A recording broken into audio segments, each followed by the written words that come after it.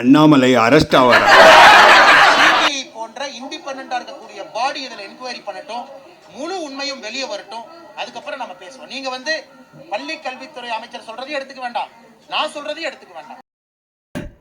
வணக்கம், வெற்றிவேல் முருகனுக்கு ஹரோஹரா. இப்போ நீங்க இந்த கிளிப்பை பார்த்தது 2022 தஞ்சாவூர்ல ஒரு +2 ஸ்டூடெண்ட் லாவண்யாங்கிற பொண்ணு தற்கொலை பண்ணிடுது. பலமா அப்போ வந்த ரூமர்ஸ் என்னன்னாக்க மதம் மாற்றத்தில் அந்த பொண்ணை ரொம்ப பலவந்தம் பண்ணதுனால டார்ச்சர் தாங்காத சூசைட் பண்ணிட்டாங்கிறத அண்ணாமலை போய் என்கொயரி பண்ணார். இப்போ என்ன சொல்றாரு, சிபிஐ இப்போ சார்ஜ் ஷீட் ஃபைல் பண்ணியிருக்கு அந்த கேஸ் விஷயத்தில். சிபிஐ சார்ஜ் ஷீட்டில் மத மாற்றத்தை ஃபோர்ஸ் பண்ணாங்கிற அதுக்கு எந்த விதமான ஆதாரமும் இல்லைன்னு சொல்லிட்டாங்க. அப்படி ஒரு ரூமர்ஸ் வந்திருக்கு. இன்னும் அந்த டெக்ஸ்ட் வெளியில் ரிலீஸ் ஆகலை, சார்ஜ் ஷீட் காப்பி. இதை வச்சுட்டு நம்ம தமிழ்நாடு சிபிஐ சிபிஎம் இந்த கம்யூனிஸ்ட்லாம் லெப்டிஸ்ட் இடதுசாரி எல்லாம் வந்துருவாங்க, ப்ரெஸ் ஸ்டேட்மெண்ட் போட்டு இப்போ அண்ணாமலையை டார்கெட் பண்ணுறாங்க. அண்ணாமலை என்ன சொல்கிறாங்கன்னா, அவர் அரெஸ்ட் ஆகிறதுக்கு கூட வாய்ப்பு இருக்குது, பொய் சொல்லி ஒரு ஹேட்ரட்டை கிரியேட் பண்ணியிருக்காங்கன்னு. ஆனால் உண்மை என்னென்னா, அண்ணாமலை என்ன சொன்னாரோ நீங்கள் முதல்ல கேட்டிருக்கேன். என் பேச்சையும் நீங்கள் நம்பாதங்கோ, கல்வி அமைச்சர் அவர் பேச்சையும் நம்பாதங்கோ. சிபிஐ ஒரு நியூட்ரலான ஏஜென்சி, அது என்ன அவங்க இன்வெஸ்டிகேஷனில் என்ன ரிசல்ட் வருதோ அதை நம்ம பொறுத்து இருந்து பார்ப்போம், கிளியராக சொல்லிட்டாங்க.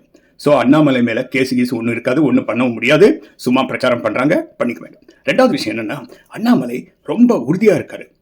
என்ன, மத மாற்றத்தை ஒரு சட்டம் கொண்டு வந்து அதை நிறுத்தணும் தமிழ்நாட்டில்ங்கிற உறுதியாக இருக்காரு. இதுதான் எல்லாருக்கும் ஒரு பதட்டத்தை கொண்டு வந்துடுது.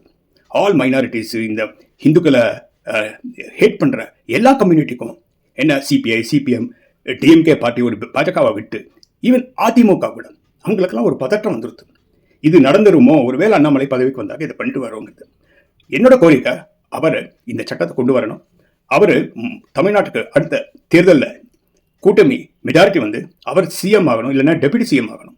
அதான் எங்கள் கோரிக்கை. வெறும் மத பிரச்சாரம் கன்வர்ஷன் இல்லைங்க, இதெல்லாம் serious human rights issue, human rights abuse. ஹிந்துக்களை ஹியூமன் ரைட்ஸ் அப்யூஸ் பண்ணால் எவனும் கண்டுக்கிறது இல்லை, ஈவன் நம்ம பாஜக கண்டுக்கிறது இல்லை. அவளுங்க உணர வைக்கணும்னு தான் என்னோட இந்த போராட்டம். என்னை சப்போர்ட் பண்ணுங்க, என் வீடியோக்கு லைக் பண்ணி ஷேர் பண்ணுங்க. ஜெய் ஸ்ரீராம். வெற்றிவேல்.